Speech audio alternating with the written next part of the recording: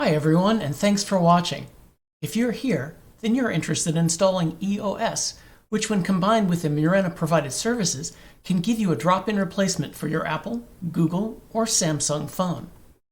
If you haven't already, we encourage you to watch our other videos that cover how to choose a de-Googled operating system, how to choose a phone to de-Google, and how to prepare all the things leading up to the install of your new operating system. We're using a standard Pixel 7 today, and we'll be sharing details of the install process. We're not going to explore using EOS or Murena on a day-to-day basis. Those things need to have their own videos. I'll also say up front, this is definitely not a speed run. The full process required 20 steps and took almost 20 minutes. To be fair, some of that time was me reading and figuring out what to do next, but also some time wondering if I'd done something wrong. There are multiple steps where patience is important because of a lack of visual feedback or instruction clarity. We'll call that out as we go along so you have that information.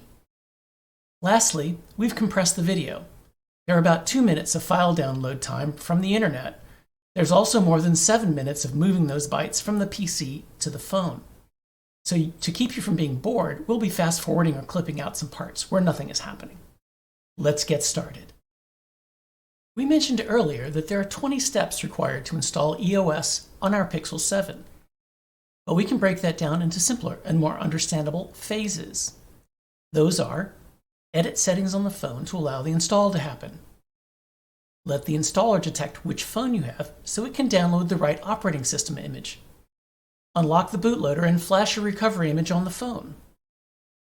Boot into recovery mode and have it do the bulk of the installation work. And reboot into your new operating system and start using your new de-Googled phone. As a reminder, there are just a few things you need before starting: a web USB-enabled browser, your standards compliant USB cable, and some patience. The cable can be the one we talked about in the preparation video, and the browser should be Chrome, Edge, or Opera, all of which can't be in private browsing mode. We use Chrome here because irony is delicious. If you have those things and your phone, then you're ready to go. Okay, let's get started on installing EOS on a Pixel 7. We start by navigating to the installer page, and as long as you've done all your preparations, you can click I'm ready. So the next thing we want to do is to connect up that cable. We're being reminded by the web page to do that. In the next step, we edit some phone settings.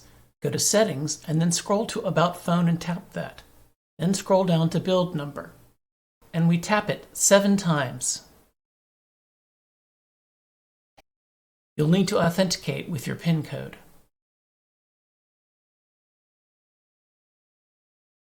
Now we go to the next page. The next step is to enable OEM unlocking.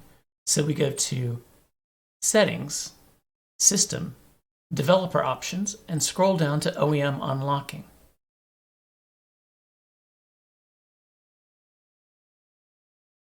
Tap that, and you'll have to enter your authentication once more. Click Enable, and click Next. Now we need to enable USB debugging. We're already in the developer options, so we scroll down to USB debugging, toggle that, and then tap OK. After USB debugging is enabled, the launcher wants to connect to your phone, so click Allow. Now click Next. And since we're already in this section, we just scroll down, tap Default USB Configuration, and choose Default as File Transfer. And now click Next. This brings us to another page where the installer will connect to the phone. Click Connect and then select your phone from the pop-up. Click Connect on the pop-up and then go to your phone and allow the connection. You might have noticed that the installer page went from step 7 of question mark at the top to step 8 of 20. You might recall that EOS supports a huge number of devices, over 270 at last count. The official installer supports 25 phones from 8 vendors, and some steps will depend on the device and/or the vendor. Connecting to the phone allows the installer to know what else has to be done for that specific phone, so it can then tell you how many install steps remain. Knowing the exact phone model also allows the installer to download the phone-specific binaries that need to be installed. The full download takes about 2 minutes on my system. The installer shows the download progress and ends with digital verification of the package. We'll fast forward through this because it's boring.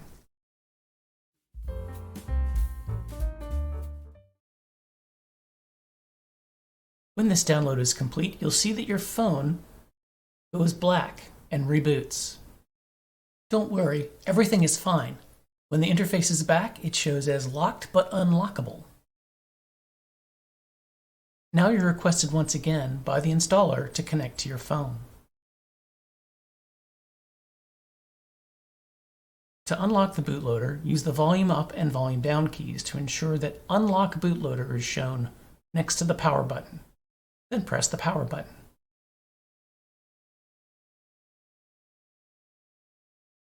You will see that the screen now shows that the bootloader is unlocked. Click Next. Over the next 20 seconds or so, the installer talks to the phone and then pushes a bootable blob over the wire along with vendor-specific binaries. This is much like your Windows PC and its motherboard chipset. The phone needs drivers that are specific to its hardware. Okay, the install page has changed and shown that we're going to do another step, which is to change the phone into recovery mode. Again, use the volume up and down keys to change the text next to the power button to say recovery mode, then press the power button. The screen will go black and the phone will restart. It'll go into a mode that looks like it's about to restart the operating system. Leave it alone at this point.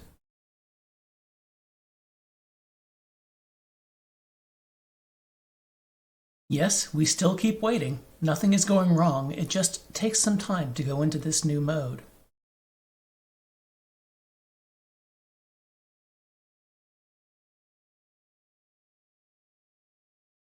And this is what the recovery mode interface looks like. Now we click Next to see the next instructions. On this screen, we do multiple things. First, we use the up and down volume keys to select Factory Reset. When they say select, they mean highlight that menu item and then press the power button. Next, we select Format Data / Factory Reset and press the power button.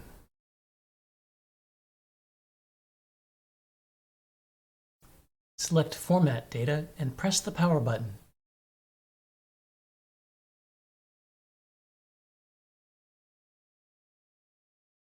Now, we select the back arrow by using the volume up key and press the power button. Then we click Next on the installer page. We now have 2 more steps. Highlight Apply Update and press the power button. Ensure that Apply from ADB or Apply Update from ADB is highlighted and press the power button.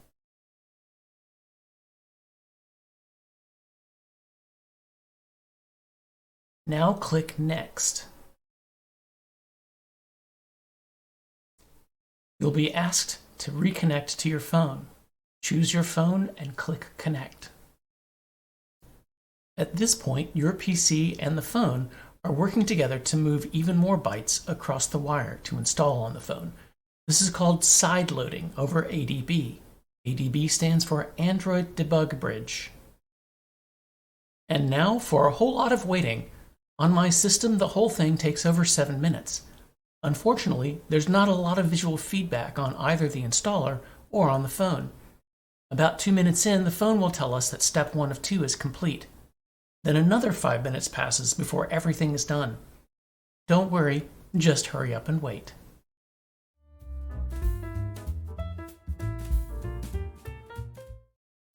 Okay, fast forwarded through that, and look, step 1 of 2 is complete. Then there will be another 5 minutes while more things happen.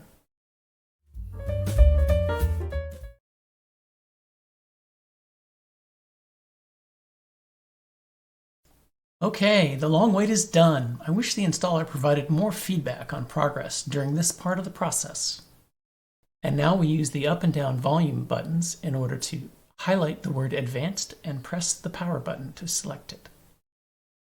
Then we highlight reboot to bootloader and press the power button. Once again, the phone goes black and reboots. I'm not fast forwarding this because you need to know how long this takes. Don't worry, this is normal. Once the bootloader screen is back, click Next, and then click Connect on the next screen. Yes, there is another 12 seconds in here that you have to keep waiting. It's a long thing. Everything after this is just setting up your phone. The phone will go through a first boot for the EOS or Murena branded operating system. You might notice that there's a 20th step on the installer page. I do have a Murena account, but all the hardware setup is done and I didn't think I needed to go through this with you. Once it's done with the initial setup, it will take you through your personalized setup sequence. I'll show a fast-forwarded version of that.